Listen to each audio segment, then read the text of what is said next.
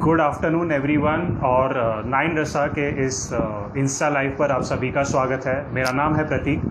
सबसे पहले ईद मुबारक और अक्षय तृतीया की हार्दिक शुभकामनाएं आप सभी को। आज हम बात करने वाले हैं दो कलाकारों से जो पश्मीना नाटक का एक हिस्सा है और वो हमारे साथ जुड़ने वाले हैं लाइव, यासिर और आकांक्षा। पश्मीना नाटक हमारे नाइन रसा के ऐप पर आपको दिख जाएगा और अगर आपने ऐप डाउनलोड नहीं किया तो प्लीज़ हमारे इंस्टा बायो में जाइए और वहाँ पर आपको ऐप का लिंक मिल जाएगा। तो सबसे पहले मैं ज़रा देखता हूँ if Yasir and Akanksha have logged in और मैं उन्हें ऐड करता हूँ हमारे इस कॉन्वर्सेशन में। उन्हीं के लिए वेट कर रहा हूँ। आई थिंक दोनों ही बस हमें ज्वाइन करने वाले हैं, यासिर और आकांक्षा। पश्मीना नाटक जिसे कहते हैं पॉइनिएंट या मार्मिक, बिल्कुल उसी तरह का एक नाटक है, दिल को छू जाता है और वाकई सभी एक्टर्स ने, सभी कलाकारों ने बहुत अच्छा काम किया है। आप लोग ज़रूर देखिएगा। और मैं फिर से एक बार देख लूँ अगर यासिर और आकांक्षा हमारे साथ जुड़े हों। दोनों, आकांक्षा इज़ हियर। मैं आकांक्षा को ऐड करता हूँ। Hi Akansha, good afternoon and welcome to this live conversation. Hope you are fine Hello. and hi. Yeah, I'm good. Good. बस हम आपके सह कलाकार यासिर का ही वेट कर रहे हैं। जैसे ही वो आते हैं फिर हम ये कॉन्वर्सेशन शुरू करेंगे। I'll just wait for 30 more seconds, otherwise we will start and he can join us. है, I think Yasir must be on his way, so we will start nonetheless. Theater. So Akanksha, first of all एक बात आपसे सबसे पहले जाननी थी कि आपकी थिएटर की जर्नी कहाँ से शुरू हुई, कैसे शुरू हुई? थिएटर मैं स्टार्ट की, मैं अपने होम टाउन में थी, like I was in Chhattisgarh. और तभी then and there I was introduced to theatre. Like मैं ग्रेजुएशन कर रही थी, देन हम भिलाई स्टील प्लांट के लिए I am from Bhilai basically. मतलब मैंने वहाँ ग्रेजुएशन की है, तो हम वहाँ थिएटर करना स्टार्ट किए एंड तो वहां से मुझे वो अच्छा लगने लगा। And then as usual very common field engineering मैं वहां से स्विच कर गई and then Oh I my God, started I here. know so many engineers. In fact, I am one of them who was an engineering student and then went on stage during my college days and eventually मैं इस तरफ आ गया। मैंने भी खैर थोड़ा सा theatre किया है। बट ये जो थिएटर की जर्नी है, ये कितनी रोमांचक और कितनी फुलफिलिंग रही है आपके लिए? मुझे हमेशा से मतलब एक एक जरिया होता है ना। आप आप आप कई तरह के लोगों की तरह सोचते हैं, मतलब आप बहुत सारे लोगों की जैसे सोच सकते हैं, बट आप अलग हो और आपकी सोच अलग है। तो हम बहुत सारे नए कैरेक्टर्स, हम बहुत सारे लोगों को एक्सप्लोर कर लेते हैं, बहुत सारे सोचने के तरीकों को हम देख लेते हैं और ये बहुत अच्छा लगता है। पता नहीं मतलब उतना अच्छा मैं डिस्क्राइब कर पाऊंगी कि नहीं, बट ये कितना, मतलब आप अपने आप को भूल जाते हो और आप कोई और बन जाते हो और तब आप जो कर रहे हो वो सही या गलत कोई पूछने वाला नहीं होता। So I think that's pretty much awesome. या और फिर जब आप मुंबई आए और एक और तरह से, नई तरह से थिएटर को परस्यू किया, तो वो एक्सपीरियंस अब तक कैसा रहा है? जैसे आप मुझे कह रहे थे कि आप रघुवीर यादव सर के साथ भी जुड़े हुए हैं, रसिका जी के साथ भी जुड़े हुए हैं, तो ये जो एक थिएटर कल्चर है बॉम्बे का, वो आपको कैसा लगा and what is the difference? एक मिनट, यासिर आ गया, मैं उसे क्विकली ऐड कर लेता हूँ। हाँ, सॉरी, आई विज यासिर, मैंने आपको रिक्वेस्ट भेजा है, आप प्लीज एक्सेप्ट करें ताकि हम आपसे भी बात कर सकें। हाय यासिर। हाय। हाय हाय। हाय हाय। यासिर, मैं बस अभी आकांक्षा से बात कर ही रहा था थिएटर की जर्नी के बारे में, तो बस अभी हम भिलाई से मुंबई पहुंचे हैं और हम आगे कंटिन्यू करेंगे, फिर मैं आपसे बात करता हूँ। ओके। हाँ, यस आकांक्षा। जब मैं छत्तीसगढ़ में थी तो वहाँ थिएटर भी होता था, बिल्कुल।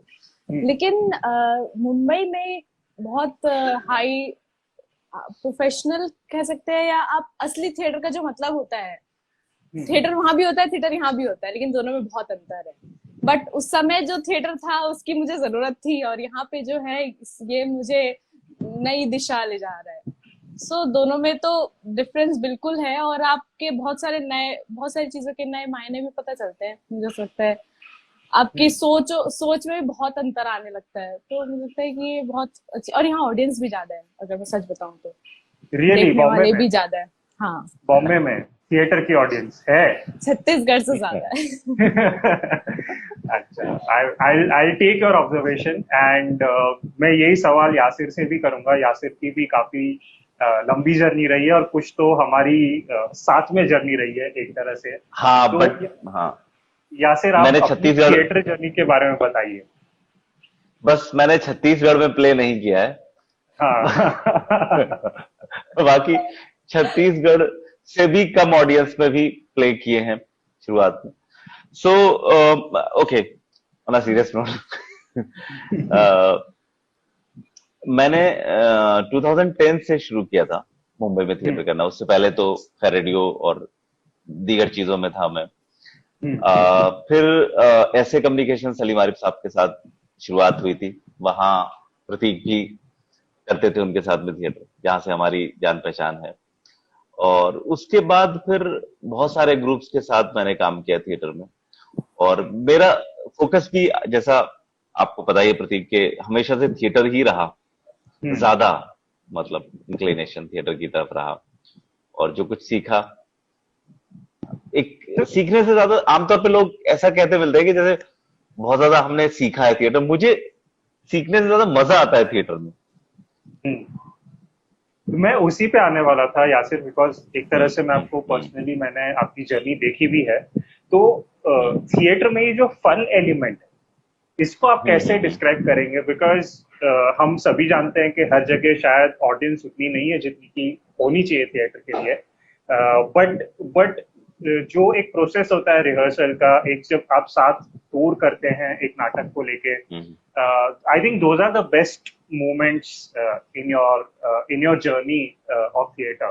तो Correct. ऐसे क्या क्या आपके मोमेंट्स रहे हैं, अगर आप कुछ हमें डिस्क्राइब करें कि आप जो कहते हैं कि theatre is fun, so why do you say that on stage and off stage both?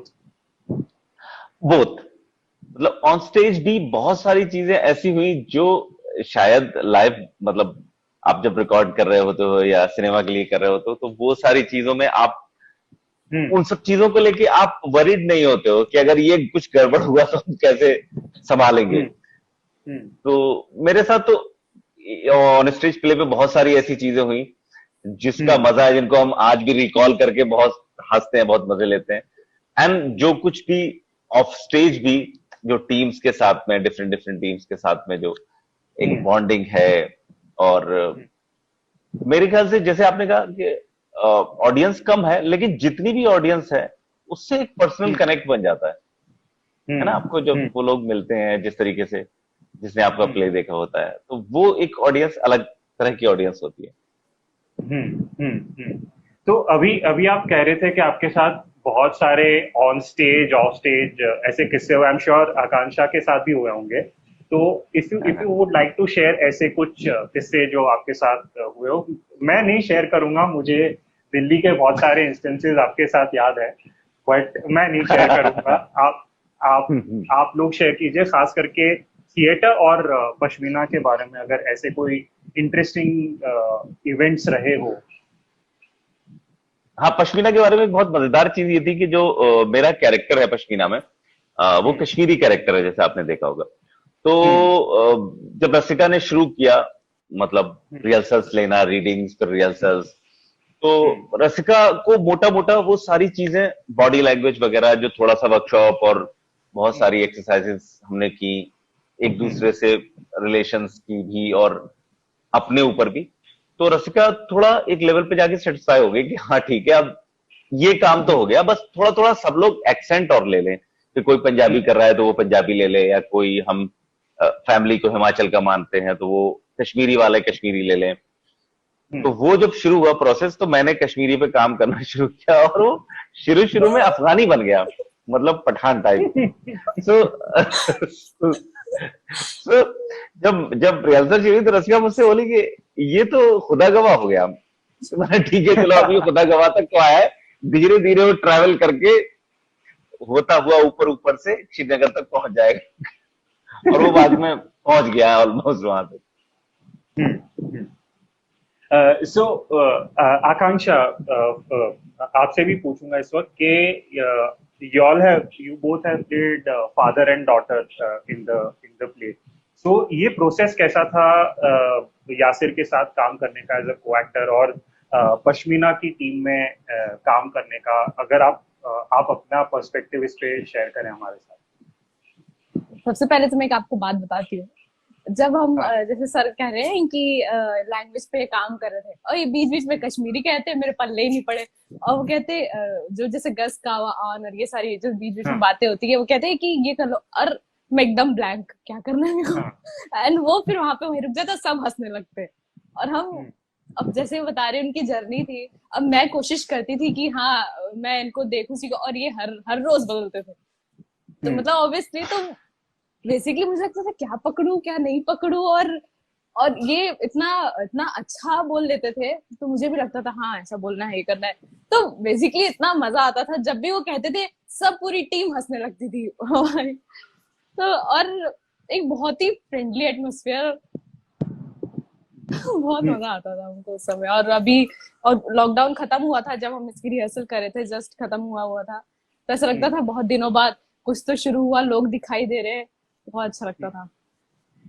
हाँ, एक वो बहुत जरूरी चीज थी जो आकांक्षा ने कही कि वो ऐसे टाइम, उसका जो टाइम था वो बहुत वो वैसा था कि हमारे लिए रिवाइवल का, कि यार बहुत दिनों से कुछ नहीं किया था। वो पूरा लॉकडाउन खत्म होने के बाद जो थोड़ा सा एक ब्रीदिंग स्पेस मिला था बीच में, तो वो एग्जैक्टली उसी टाइम पर हुआ था, सारे कोविड इंश्योरेंस वगैरह के साथ हम। एंड देन पूरे प्रोटोकॉल को ध्यान रखते हुए हम लोग रिहर्सल करते थे, बिल्कुल मास्क लगा के। लेकिन मजा इस बात का था यार, चलो रिहर्सल करते थे। बिल्कुल बिल्कुल बिल्कुल। इस पे जरा थोड़ा सा इलैबोरेशन चाहूंगा मैं, बिकॉज ये एक बहुत ही अलग टाइम है जिसमें हम रह रहे हैं। और मास्क लगा के रिहर्सल करना, जब द को actor is dependent on your face and looking at you, because आपके क्यू के ऊपर उनका क्यू डिपेंडेंट होता है जनरली। तो ये कैसे आप लोगों ने इसको क्या कहते हैं एक तरह से एग्जीक्यूट किया, मास्क पहन के रिहर्सल करना? हम अब वो हमारे लिए एक्सरसाइज थी कि हम अपनी आंखों से सब कुछ एक्सप्रेस कर दें। हाँ, तो कैसे हुआ वो? Was it strange? Because for me personally also, जब लॉकडाउन के बाद पहली बार हम शूट पे गए और मास्क वास्क लगा के, it was a completely different world for a few minutes. So how was that experience for you? This is right कि आपने एक दूसरे की आंखों के इशारे और एक्सप्रेशन समझ लिया और वहां से कर लिया, but wasn't it strange for you guys to rehearse in that way? शुरू में था, मतलब पहले तो कोई किसी से हाथ भी नहीं मिलाता था जब तक के सबके टेस्ट वेस्ट नहीं हो गए थे। उसके बाद एक वो स्पेस आ जाता ना कि हाँ अभी यहाँ पर सब सेफ हैं, कोई भी पॉजिटिव नहीं है, और एक वैसे एनवायरनमेंट में हम काम कर रहे हैं। लेकिन शुरू में हाँ वाकई वो लग रहा था कि यार कैसे, मतलब थिएटर जैसा काम तो बिल्कुल ही, वो तो आप जानते हो कितना सब, मतलब हर एक का मिलना, एक दूसरे की एनर्जी लेके दूसरा काम करता है, तो वो एनर्जी ही नहीं मिलेगी अगर उस तरह रहेंगे। इतना ज्यादा अवेयर हो गए थे सारे के सारे कि अपने डेली चेकिंग होती थी चीजों को लेके, तो हमें फिर धीरे धीरे मतलब फिक्र हमारी थोड़ी डाउन हो गई, चलो ठीक है हो सकता है। और फिर मास्क इज न्यू नॉर्मल, अभी तो पता नहीं कब तक चलेगा। नहीं, अच्छा एटलीस्ट हम इंस्टा लाइव बिना मास्क के कर सकते हैं, ताकि एक दूसरे को हम घर से बैठ के, हाँ घर से बैठ के हम कर पा रहे हैं। तो आकांक्षा, आपका जो कैरेक्टर है और आपने जिस तरह से उसको परफॉर्म किया है, उसमें मैंने एक चीज नोटिस की कि काफी समय तक वो बहुत ही साइलेंट है वो character, and then towards the end there is a very intense scene with the father. So ये प्रोसेस आपका इमोशन वाइज कैसा था during the rehearsals to get the shape of this character? भाषा तो एक चीज हुई, बट जो एक इंटरनल जर्नी होती है एक कैरेक्टर की, तो वो आपके लिए कैसा था?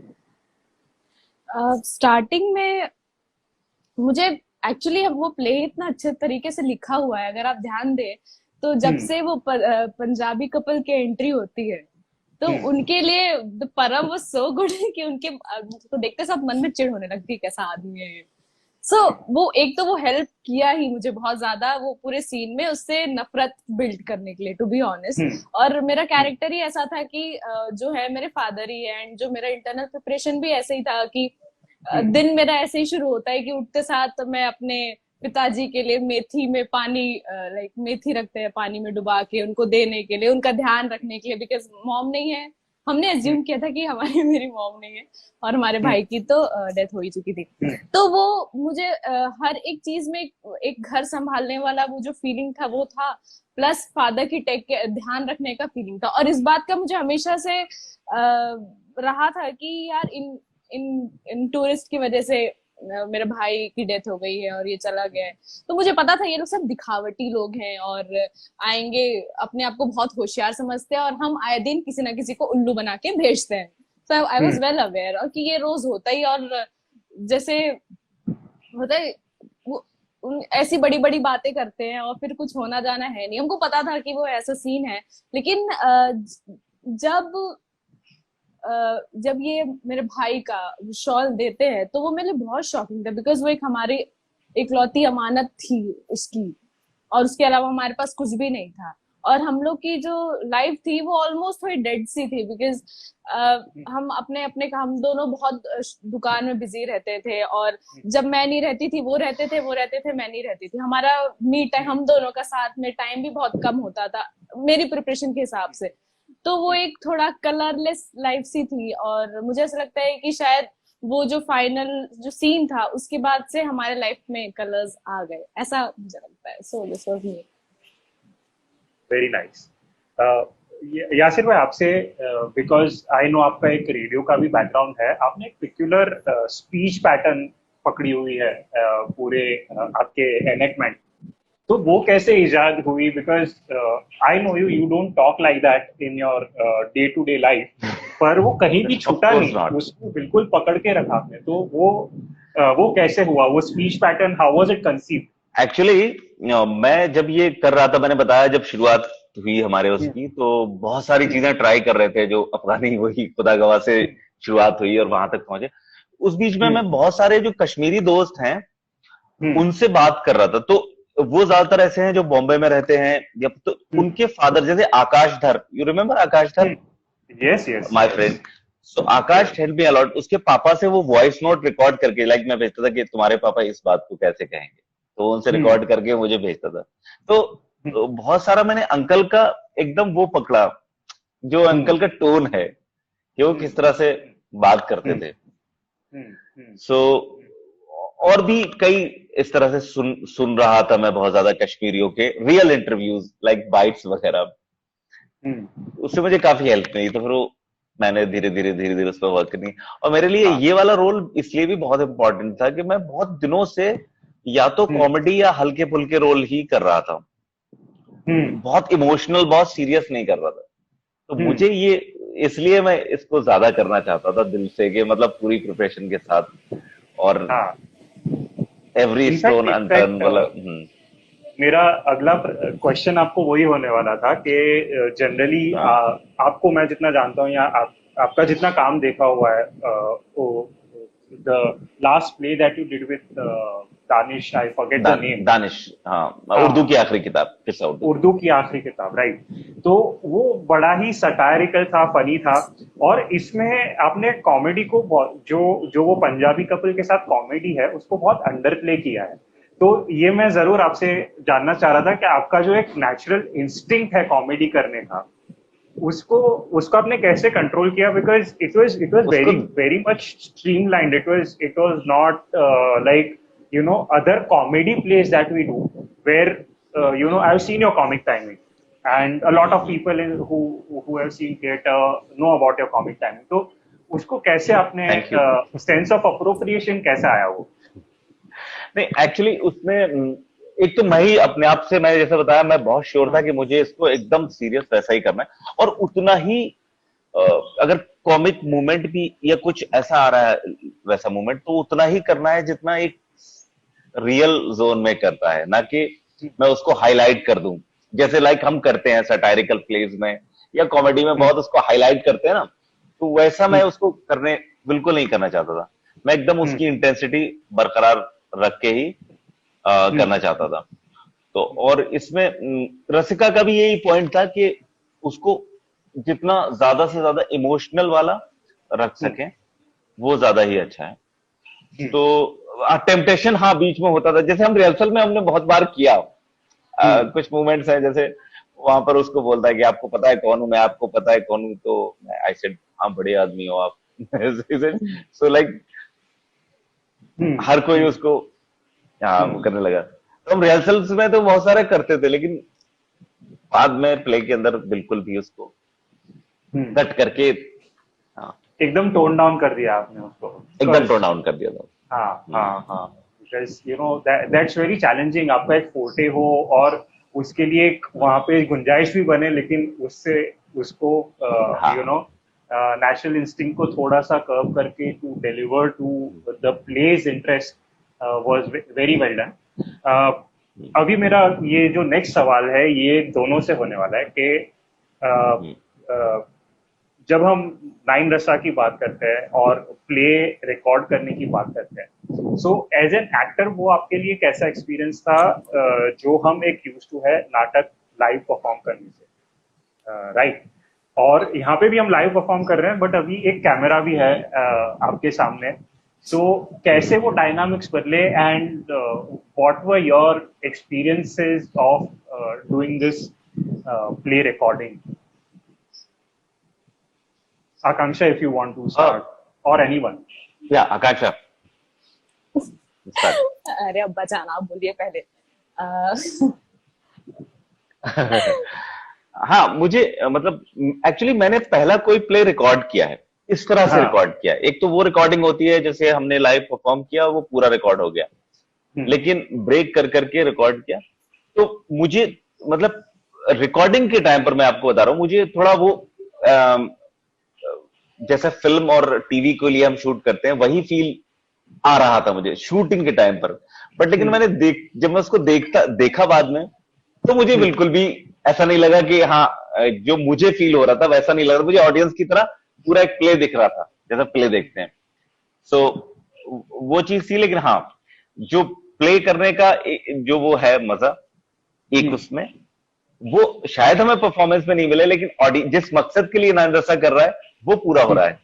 जब देखने के बाद मुझे ऐसा लगा हाँ जो बड़ा मजेदार है दरअसल। आकांक्षा, मुझे ऐसा लगता है कि ये एक तरीके से सेव हो गया हमारे पास, जो कि नॉर्मली नहीं होता था। हम बार बार देख सकते हैं, हम दूसरों को दिखा सकते हैं, जो नहीं देखा आप देख लो। ये एक चीज तो मुझे बहुत अच्छी लगी कि आपके हमेशा आपके पास रहेगा ये। और उसके बाद जो सारा प्रोसेस था ये मुझे ऐसा लगता है कि सेम था। शूट करना ये पहली बार ऐसा हुआ कि प्ले में हम शूट कर रहे थे, और जब कर रहे थे तो बट जब हम स्टेज पे थे तो वो सब चीज उतनी याद नहीं थी। फिर सब होता जा रहा था। और हाँ, जो जैसे यासिर सर ने बोला कि वो जो एक ब्रेक्स था वो हमको लग रहा था कि उसकी आदत नहीं थी हमें in a play, but later on जब हम उसको देख रहे थे तो वो चीज देखने पे नहीं लग रही थी। और उससे अच्छी बात की वो सब आप एक्सटेंडेड फैमिलीज दुनिया जहाँ सब बैठे लोगों को हम दिखा पा रहे थे। सो दिस वाज बहुत अच्छा लगा था ये चीज कि हम हर कोई देख सकता है। जैसे जहाँ पे कम थिएटर होता है और जहाँ पे लोगों के पास उतना साधन नहीं है देखने के लिए, तो उनके लिए बहुत अच्छी चीज है, बिकॉज दे कैन ग्रो ये सारी चीजें देख के। तो ये चीज तो मुझे बहुत ही अच्छी लगी। बिल्कुल, और खास करके ऐसे टाइम पे जहाँ पे यू नो एक तरह से थिएटर्स कब खुलेंगे, कब हम थिएटर्स में जाके परफॉर्म कर पाएंगे, कब हम नाटक देख पाएंगे, इसका हमें इस वक्त कोई इल्म नहीं है। तो उस वक्त अगर एक ऐसा प्लेटफॉर्म हमें मिल जाता है नाइन रसा जैसा, जिसमें घर बैठ के हम थिएटर देख सकें, तो I think it's a good achievement. आपके परफॉर्मेंसेस के लिए काफी सारे कमेंट्स आ रहे हैं। इसमें अश्विनी सर कह रहे हैं really love both of your performances, and of course I would like to agree to what Ashwini sir is saying, because बहुत ही रियल परफॉर्मेंसेस थे दोनों के। जो लोग अभी ये लाइव ज्वाइन कर रहे हैं उनको मैं क्विकली बता दूं, हम लोग पश्मीना नाटक की बात कर रहे हैं और यासिर और आकांक्षा दोनों ने उसमें एक्ट किया है, और ये नाटक स्ट्रीम हो रहा है नाइन रसा के चैनल पे, नाइन रसा के OTT प्लेटफॉर्म पे। तो आप प्लीज उसे देखें, और अगर आपने अभी तक ऐप डाउनलोड नहीं किया तो link is in the bio. Somebody is asking 9 रसा का सब्सक्रिप्शन कैसे लेना है, तो इसका जो डाउनलोड लिंक है ऐप का वो बायो में है, और उसके बाद यू नो बाकी सारी चीजें जो है आप एक बार ऐप डाउनलोड करेंगे तो आपको मिल जाएंगी। Coming back to the conversation, यहाँ पे I think Jay is asking a question that best scene from Pashmina. मुझे लग रहा है ये एक तरह से पूछना चाह रहे हैं कि आपका पर्सनल फेवरेट सीन कौन सा है इस नाटक में से? मेरा मेरा तो मुझे सबसे अच्छा वही लगता है जो दोनों फादर्स का इंटरेक्शन है। दो बाप जो बात करते हैं और दो बाप एकदम एक जैसे दिखने लगते हैं। मतलब जो शुरुआत से लेके अब तक बहुत अलग दो लोग थे, लेकिन जब उनकी बात शुरू होती है और वो उसको शॉल देता है और वो उसको बताता है कि मेरा बेटा कैसे मारा गया, तो वो जो इंटरेक्शन है मेरे लिए सबसे प्यारा इंटरेक्शन है वो, जिसमें दो बाप एक साथ दिखाई देते हैं। एंड अश्विनी सर, आप मैं अश्विनी जी का शुक्रिया अदा कर रहा था। Thank you so much Ashwini जी।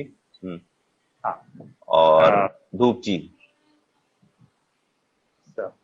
आकांक्षा, आपका फेवरेट सीन इस नाटक में? फेवरेट सीन मुझे लगता है कि एक एक एक कन्वर्सेशन का एक पार्ट है जिसमें वो कहते हैं कि यासिर सर कहते हैं कि तुम अभी नहीं समझ सकती ये बात। एक तरीके से वो कहते हैं कि तुम अभी नहीं समझ सकती, बस तुम मुझ पे विश्वास कर दो। एंड आई वाज लाइक कि अब कुछ नहीं हो सकता। एंड वो वाला पॉइंट जो था वो एक बहुत हेवी इमोशनल चेंज था मेरे लिए। तो मुझे वो पता नहीं उस पार्ट से बहुत प्यार है। वहां पे मुझे लगता है कि ठीक है, पापा कह रहे हैं, छोड़ दो। Personal, it was personal. No, of course, theater is supposed to be very personal. हाँ यासिर भाई, वो मैं जैसे आपकी बात को सेकंड कर रहा हूँ। अभी आप जो कह रहे थे ना प्रतीक के, ये ऐसे टाइम पर किया है जहां पर हम थिएटर के बारे में हमें नहीं पता, अनसर्टेनिटी है कि कब ओपन होंगे क्या। तो एक दिन मुझसे भी जल्दी में किसी ने कहा कि यार तुम्हारा कोई नया प्ले नहीं हो रहा है, तो अचानक ही उन्होंने खुद ही कहा अरे हाँ आजकल कैसे। मैंने कहा नहीं हुआ है मेरा नया प्ले, आप देख सकते हो, 9 रसा ऐसा। सो ही सेड यार हाँ ये बड़ा अच्छा है। उन्होंने देखा भी प्ले, पूरा नहीं देख पाए, उन्होंने कहा मैंने थोड़ा रह गया है, थोड़ा बाद में देखूंगा, लेकिन ये है बहुत अच्छा। मैं सारे प्ले देखता हूँ इस पे, हिंदी प्ले जितने भी हैं 9 रसा पे। कंटेंट अच्छा है। Thank you so much. I'm sure everybody at 9 Rasa is listening and they would take your feedback. जय पूछ रहे हैं that if you can enact any of the dialogue from the play, अगर आपको कुछ याद हो very quickly, if you all want to, if you all remember anything just like that. मुझे like अरे राजीव जी भी, आप सोचिए, तो कमेंट पढ़ता हूँ। राजीव जी भी कह रहे हैं कि both of you guys have done great work and appreciated. Thank you so much Rajiv जी। हाँ, yes. Yasir, coming back to Jay's request of enacting a couple of lines or couple of dialogues, if you can. अरे आप ही की बच्ची है, इतना नाराज क्यों होते हैं। That was my first line actually. हाँ, yes. And आकांक्षा, आप? गस का वाहन। आप बोलते रहिए, मैं 2 सेकंड मुझे याद करते। फिर क्यों बेचा? Anyways, तो मेरी तरफ से एक आखिरी सवाल है आप दोनों के लिए, to just sum it up, कि अगर हम एक वर्ड में या एक सेंटेंस में थिएटर को डिफाइन करें एज एक्टर्स, तो वो आपकी डेफिनेशन क्या होगी इंडिविजुअली थिएटर के लिए, आपके शब्दों में? University. A journey from bus stop A to bus stop B. Thanks. Yasir, एक और सवाल है, अगर आप क्विकली से आंसर कर सकें। Who wrote the play and what was the inspiration?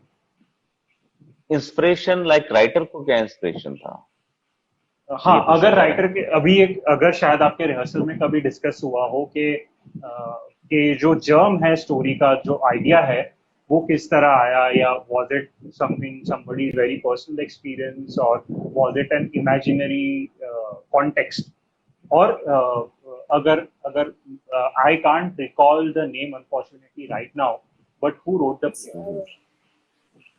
No, उनसे मृणाल मेरी ठाकुर। पर्सनली कभी, मृणाल ठाकुर से हाँ मेरी कभी पर्सनली, मृणाल जी से कभी पर्सनली बात नहीं हुई इस पर।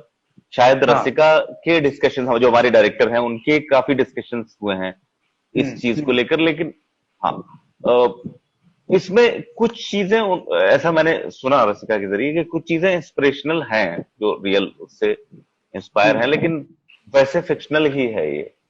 मुझे लगता है basically what I felt was it's all about human emotions. अगर आप देखा जाए कि बड़े बड़े आप बड़ा मुद्दा देखते हैं तो हमको सिर्फ बाहरी चीजें दिखाई देती है, बट अगर आप पर्सनल लिविंग के, पर्सनल लोगों के पर्सनल इमोशंस पे जाएंगे, what I felt, what he felt, what the couples felt, और क्या वो पंजाबी कपल फील किए, दोनों के इमोशंस में बहुत डिफरेंस है। और शायद अगर बड़े तौर पे देखा जाए तो हमको बस एक मोटा मोटा दिखता है कि कश्मीर में ये फाइट हुई, ऐसा हुआ वैसा हुआ, बट कश्मीरीज की क्या फीलिंग है, जो जिनके जो हमारे फ्रीडम फाइटर्स या वहाँ पे जो हमारे सैनिक थे उनकी क्या फीलिंग्स हैं। मुझे लगता है कि एक छोटे तौर पे पर्सनल इमोशंस दिखाने का एक बहुत बड़ा फैक्टर मुझे लगा यहाँ पे, बिकॉज हमको बस बड़ी चीजें मतलब दिखती माँ है, बाप, छोटी हाँ दिखती नहीं है छोटी करेक्ट। चीजें। आप जैसे पर्सनल, आपके माँ घर बाप पे के डेथ लिए, होता है तो अलग फील होता है, दूसरों का सुनते हैं तो अलग फील होता है। सो आई थॉट कि मुझे लगता है कि मेरे लिए ये था motivation. Correct, Akanksha is right. Like माँ बाप के लिए वो स्टोरी एक ही जैसी है। आप देखो दोनों के घरों की जो कहानी है, वो ऑलमोस्ट इमोशनल जो जर्नी है दोनों की, तीनों की, सबकी आमतौर पर घरों में एक ही जैसी होती है। तो वो एक ह्यूमन जो एलिमेंट है वो उन्होंने उसी चीज को पकड़ा है कि ये सब जगह देखो एक ही जैसे तो लोग हैं सब। बिल्कुल। तो इसी नोट पे मैं वापस एक बार लोगों को याद दिला दूं कि हम बात कर रहे हैं पश्मीना नाटक की, और जैसे हम कह रहे हैं ह्यूमन इमोशंस या पॉइनियंट या मार्मिक, उस तरह की शैली में आता है ये नाटक। और ये नाटक 9 रसा पर आप देख सकते हैं, अगर आप ऐप डाउनलोड करें और फिर सब्सक्राइब करें इस चैनल को, इस OTT को, तो आप इसे ज़रूर देख सकते हैं और आप नाटक को देखिएगा। Yasir, Akanksha, it was very nice talking to you guys. अच्छा, एक बहुत ही इंटरेस्टिंग थैंक यू सवाल आया है, प्रतीक। मैं एक जी जी। लास्ट सवाल आपसे क्विकली फीड इन कर लेता हूँ। Did the play affect you personally in any manner? Did the character that you play affect you personally in any manner? In any in manner. Any manner, मतलब किसी भी तरह से आपने जो आपने जो किरदार निभाया है उससे आपको पर्सनल नोट पे, पर्सनल टर्म्स पे, पर्सनल लेवल पे किसी भी तरह का एक अगर वो इम्प्रेशन छोड़ गया हो जो आपने कैरेक्टर प्ले किया। हाँ बिल्कुल, मेरे लिए यही था कि एक बहुत सी चीजें ऐसी हैं जो हम अपने पेरेंट्स, मेरे लिए एज ए फादर एक इतनी एज का रोल करने में, और एक इस तरह की रोल करने में जिसका बेटा he has lost his son, तो मेरे लिए ऐसा था कि हमारे पेरेंट्स का वो एक समझ में आता है कि हमारे लिए बहुत, जो हमेशा हम बहुत इग्नोर करते रहते हैं, बहुत उसको मामूली समझते हैं, वो चीज मुझे बहुत ज्यादा मतलब उसने इम्प्रेस किया था कि हाँ अरे ये चीज तो हम हमेशा निग्लेक्ट करते रहते हैं, इस एलिमेंट को, इस इमोशन को।